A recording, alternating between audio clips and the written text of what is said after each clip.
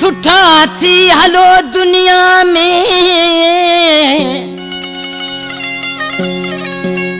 हो सुठा थी हलो दुनिया में जो हर को करे सारा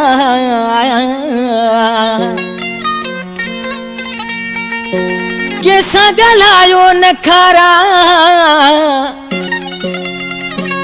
नरेश कुमार चवे ओयला ओला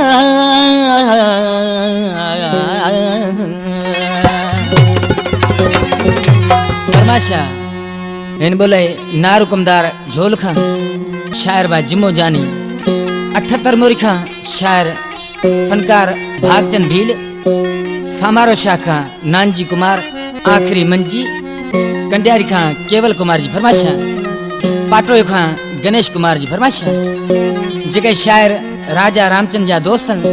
शायर मानू अर्ज करे उसा नदाकत उसा नंगर उसा इन्हें चेत पर की जी मिठड़ा जी वो सब हिन खुदा जा खले किल खार न कहते खायो सब हिन खुदा जा खले किल खार न कहते खायो जिंदगी घना दिया है जिंदगी घना दिया है दिल ने जी दुखायो सब हिन खुदा जा खले किल खार न कहते खायो सब हिन खुदा जा खले किल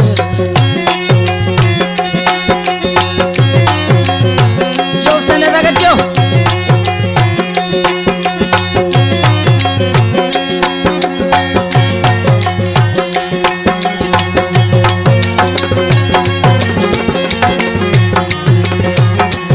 मालिक अलाय केड़ी गाल मेरा जिया है मालिक अलाय केड़ी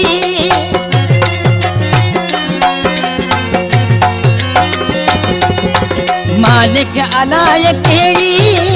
गाल मेरा जिया है जेको थपाण सोचूं थी तो कदे हुनाए जेतिरो थी सगे है गुना जेतिरो थी सगे है गुना का पाण के बचायो सब हिन खुदा जखल किल खार न कहते खायो सब हिन खुदा जखल किल खार न कहते खायो जिंदगी घना दिया है जिंदगी घना दिया है दिल ने के जी दुखायो सब हिन खुदा जखल किल खार न कहते खायो सब हिन खुदा जखल किल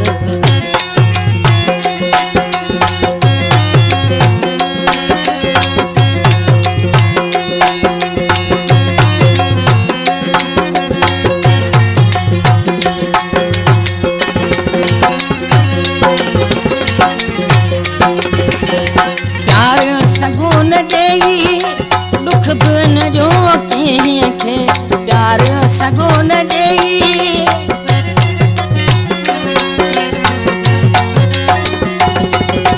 प्यार सगुन देई दुख बन जो के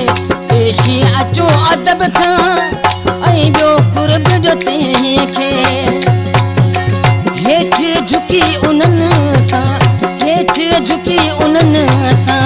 हथड़ो अमी मिलायो सब हिन खुदा जा खल किल खार न कहते खायो सब हिन खुदा जा खल किल खार न कहते खायो जिंदगी घना दिया है जिंदगी घना दिया है दिल ने के जी दुखायो सब हिन खुदा जा खल किल खार न कहते खायो सब हिन खुदा जा खल किल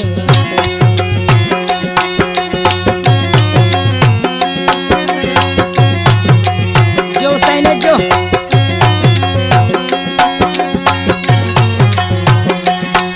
कलाम जो शायरा बादाइन दीवानो जो असा जो प्रिपेयर दोस्त भाई मशहूरो दीवाना मुझो दायम आहे सुठो मशहूरो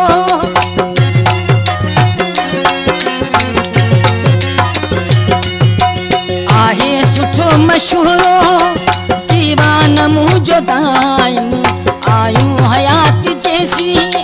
मोहब्बत रहे ही कायम आहे इहो ही मोह क्यों आहे इहो ही मोह क्यों इज्जत पंहिंजी ठाहियो सभु हिन ख़ुदा जा खले दिल हार न कंहिं ते खायो सभु हिन ख़ुदा जा खले दिल हार न कंहिं ते खायो ज़िंदगी घणा ॾींहं आहे ज़िंदगी घणा ॾींहं आहे दिल ने कंहिंजी ॾुखायो सभु हिन ख़ुदा जा खले दिल हार न कंहिं ते खायो सभु हिन ख़ुदा जा खले